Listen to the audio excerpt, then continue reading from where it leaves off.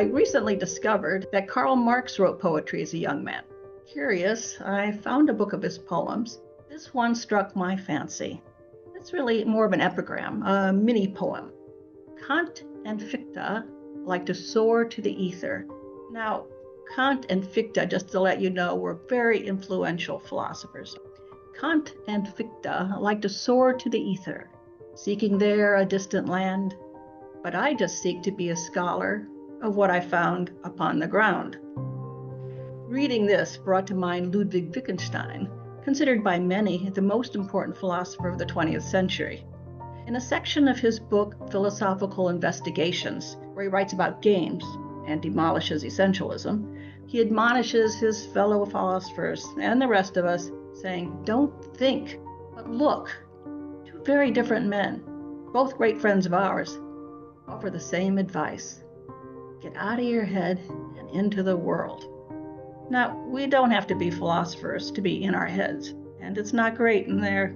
Our heads are stuffed with roles, rules, beliefs, explanations, identities, rugged individualism.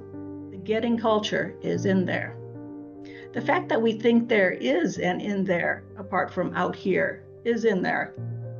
All that society has taught us about how things are. Now, to be sure, there are some useful things, like how to cross the street safely, that kind of thing, but a lot of it is holding us back. So, how do we get out from under? How do we get out of our heads and into the world? Fortunately, that is an Eastside Institute specialty. Play, performance, philosophizing, all help us get into the world, into life. And they're all fueled with giving. All are invitations to give to collective building, collective exploration, collective discovery.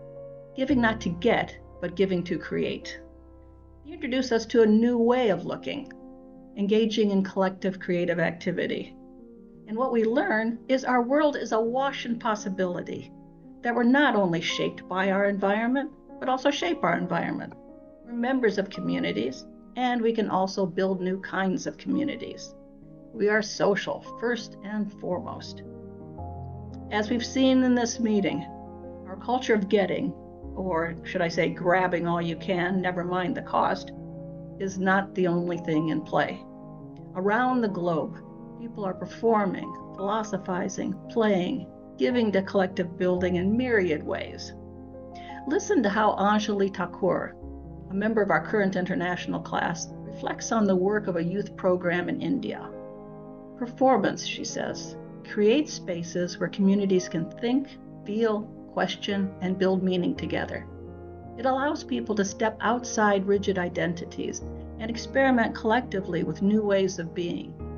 Perhaps performance creates a pause, a space where people momentarily encounter another version of themselves. And maybe that pause itself matters. I love that. Is it a pregnant pause? The pause that refreshes? A brief interruption of alienation? A revolutionary moment? Is it simply and beautifully being together as creators? A pause that matters. Another colleague.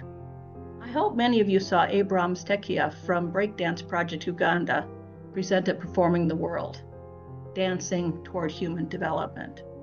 Two things he said stuck with me. One is, it's easier to bash what you hate than build what you love.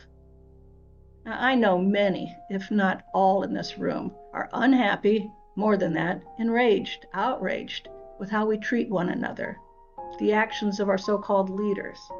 Bashing what is feels righteous. But Abrams and many of you are choosing instead the harder, powerful move of putting something new in play. The second thing is especially for our donors.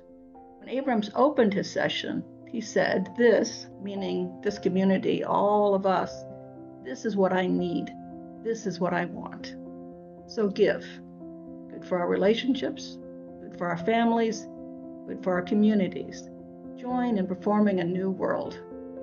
As often as possible, take a break from what is, shift your gaze to what is becoming, pause, and build something you love.